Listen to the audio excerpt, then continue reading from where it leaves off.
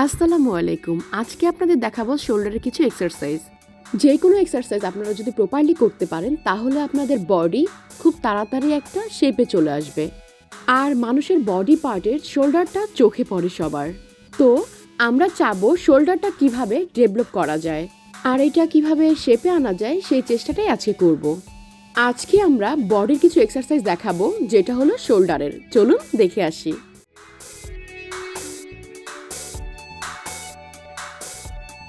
প্রথমেই আমরা শুরু করব 10 কেজি থেকে 15 কেজি ডাম্বেল নিয়ে সিটের ডাম্বেল শোল্ডার প্রেস। ওয়েটটা আপনারা যে যেভাবে পারেন সেভাবে নেবেন, কেউ কম নেবেন কেউ আরও বেশি নেবেন। তো এভাবে 10 থেকে 15টা র্যাপ আপনারা করবেন। অবশ্যই খেয়াল রাখতে হবে কোথাও যাতে ইনজুর্ড না হয়ে যান।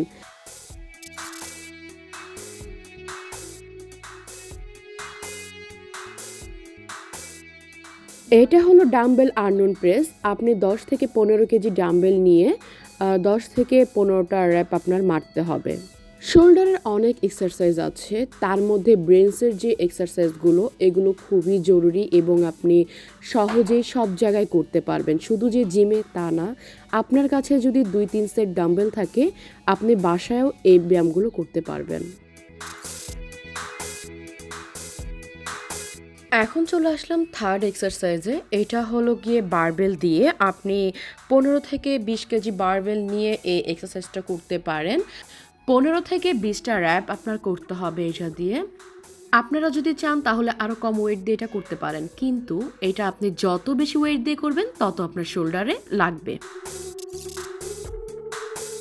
এখন চলে আসলাম ফোর্থ এক্সারসাইজ। এটা হলো গিয়ে বারবেল দিয়ে মিলিটারি প্রেস, যেটা আপনার শোল্ডার খুবই ভালো গ্রো করবে। আর আপনি যদি বারবেল না পান তাহলে এটা আপনি ডাম্বেল দিয়েও করতে পারেন।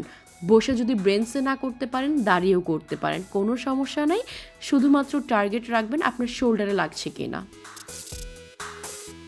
চলে আসলাম ফিফথ এক্সারসাইজ, ডাম্বেল দিয়ে ফ্লাই। একটু ঝুঁকে নিচে তারপরে ফ্লাই করবেন। এটা একদম সোজা হয়ে দাঁড়িয়ে ফ্লাই না। তো এই ফ্লাইটা আপনারা করলে একদম সরাসরি আপনাদের শোল্ডারে লাগবে।